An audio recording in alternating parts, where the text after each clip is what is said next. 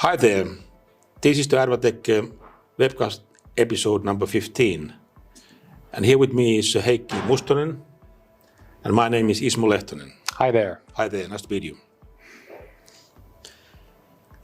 Today we are discussing about the service and maintenance of the Adwatec cooling stations. And first of all, I would like to ask Heikki that how you ensure the quality of the equipment, how you test it when it's leaving or before it's leaving the factory. Okay, so in Adwatec we do the FAT of factory acceptance testing for all products that leave our factory. So in practice, for these devices, we measure the pressure, so the air and water tightness, so that there's no reduction on that one.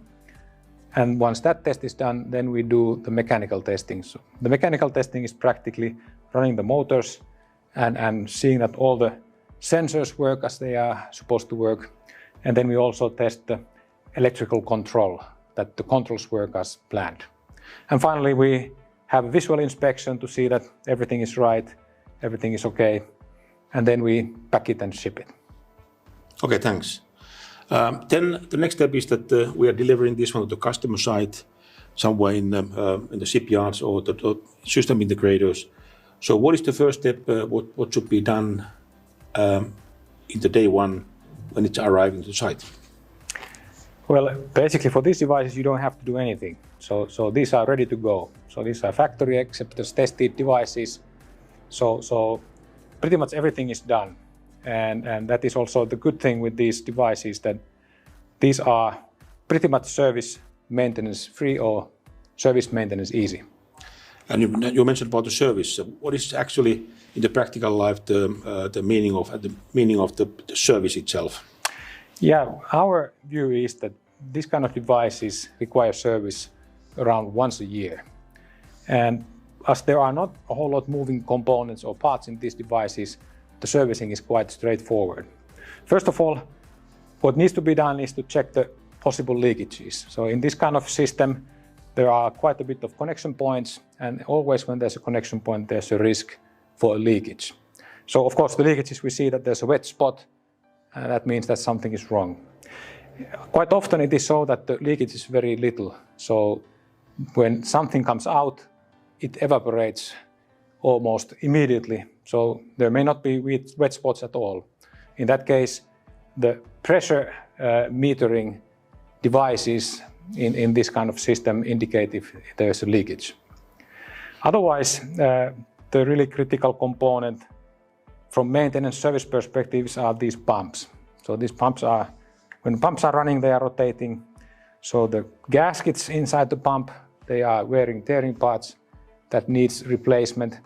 And then the bearings of the pump, that is another one that requires maintenance. But otherwise, pretty much good to go. Sounds good. Thanks. Then we'll talk about the liquid or the coolant inside. Are there any need for the maintenance or change or whatever for that one?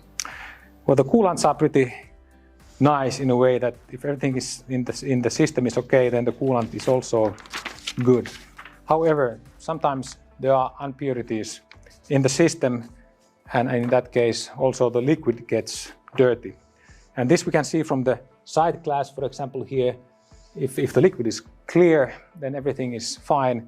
But if it's dark, difficult to see through, it's not transparent, then it means that there's something mixed in the liquid. In that kind of case, the solution is to flush the system, clean it, and then fill it again with good liquid. Sounds good.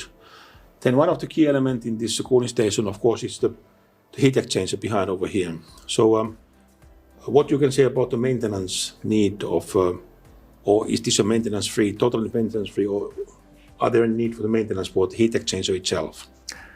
Well, the welded heat exchangers, like in this unit here, are practically maintenance-free. So they can be cleaned when flushing the whole system, but they typically don't get that dirty.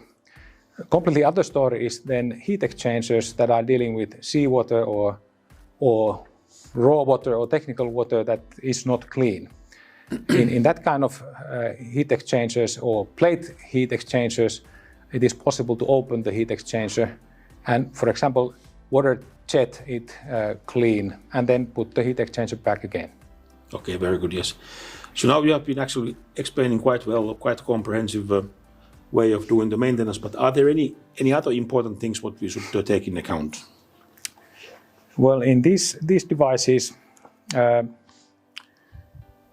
we have, when it comes to water again, in bigger systems, there may be, because we have the cooling system, but then we have also other piping and then connected devices in the whole cooling setup. There may be impurities that need to be removed from the system in order to system work properly. So in bigger systems, we have strainers also included in the product design. Those strainers are basically buckets that collect the dirt.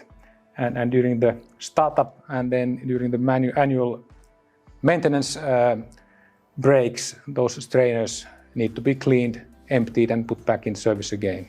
Okay, good. In bigger systems, when we use deionized water, there we also use resin as the deionizing element. And this resin is also something that needs to be replaced once a year. Thanks, yes. Once again, I would like to come back in this the coolant and the liquid inside. So in the long run, it's, as you say, that maybe getting some dirt is inside what we can see in the side glass, and also the tube behind that. What is the quality of the liquid inside the coolant?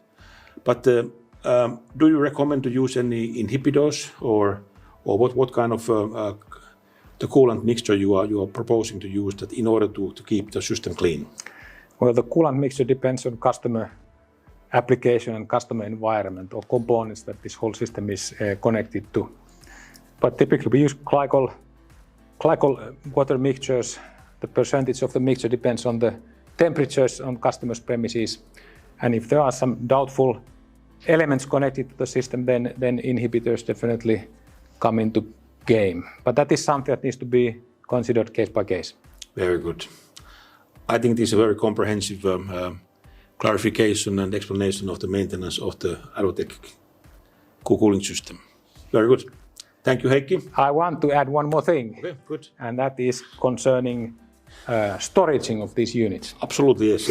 So we have, in some cases, we have customers that get the product from us, but then they put these products into storage for 1 or 2 years or longer period of time.